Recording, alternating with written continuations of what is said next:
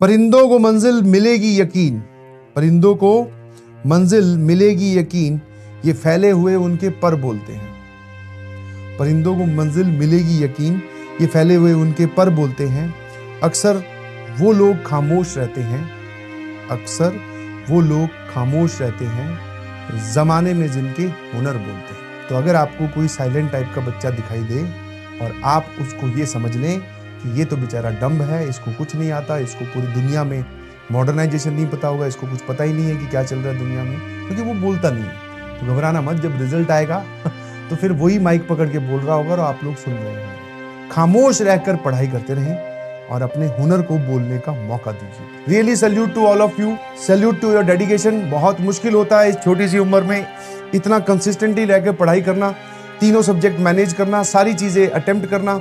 This is very difficult. बोलने में आसान है, कोई भी बोल के जा सकता है कि बेटा करो करो करो, बट यस, सामने जो बैठा है बेटा या बेटी वही जानता है, उसका मन ही जानता है कि ये करना कितना मुश्किल है। प्लीज चलते रहिए, घबराइए बिल्कुल भी मत, समझ में आया? ठीक है, आप सही रास्ते पे हैं, आप सही रास्ते पे हैं, रुकना नहीं है, समझ में आया? कुछ भी हो जाए रुकना नहीं है, बस यही एटीट्यूड, यही चीज हमें जिंदा रखती है और यही चीज हमें सर रैंक दिलवाती है। और एक छोटी सी बात और बोलना चाहूंगा कि परेशान होकर तैयारी कभी भी नहीं करनी है। किसी भी मूवमेंट पे आपको लगे कि थक गए हैं, परेशान हो गए हैं, फेड अप हो गए हैं, सर चीजें अच्छी नहीं लग रही हैं, तो टेक ए छोटा सा ब्रेक। बिल्कुल ब्रेक लीजिए, कोई दिक्कत नहीं है, 1 घंटे का, 2 घंटे का, आधे दिन का, बिल्कुल। बट जब वो ब्रेक लो तो cut your self from studies, पढ़ाई से बिल्कुल कट कर लो। जो आपके मन की इच्छा है ना, सर मूवी देखनी है, देखो भाई, बिल्कुल देखो, क्या दिक्कत है? सर मुझे तो गेम खेलना है ऑनलाइन, देखो। बट वो जो गेम खेलना स्टार्ट करो ना, ध्यान रखना ये आज के ब्रेक के लिए ये बोले, रोज नहीं खेलूंगा। सर मुझे अपने दोस्तों से बात करनी है, घूम के आना है, मिल के आना है, मिल के आओ। जब आपको लगे कि आप थक गए हो, एक छोटा सा ब्रेक बनता है, बिकॉज रेगुलरली पढ़ाई करना या किसी भी काम में रेगुलरली रहना, कंसिस्टेंट रहना बिना ब्रेक के पॉसिबल नहीं हो सकता। ब्रेक हमें एनर्जी देता है, वो एनर्जी फिर हम यूज करेंगे अपनी पढ़ाई में और आगे बढ़ते जाएंगे। और आप मानेंगे नहीं, जो मोटिवेशन होता है वो किसी की बातों से नहीं आता, वो इंस्टेंट मोटिवेशन है। आपको एकदम एक हल्का सा पुश मिला, हमें चाहिए सर कांस्टेंट मोटिवेशन।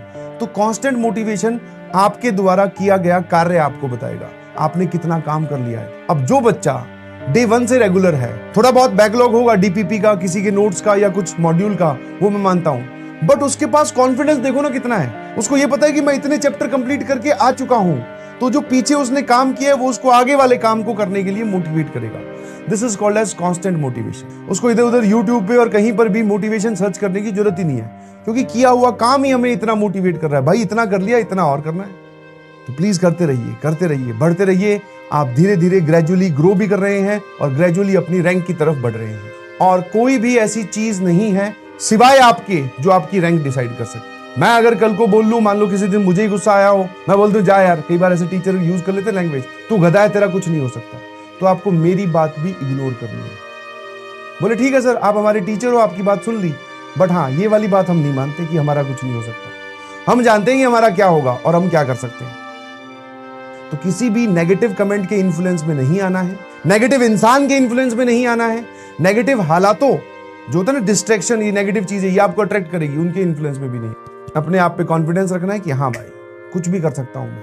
तो उन बच्चों का जवाब हम वहां पे नहीं दे पाते, बट हाँ इस प्रकार का जब कोई आपके पास में टाइम पीरियड फ्री आता है और उसमें जब आप मेहनत करते हो और अपनी सिचुएशन को जो पुरानी थी उससे और अच्छी और बेटर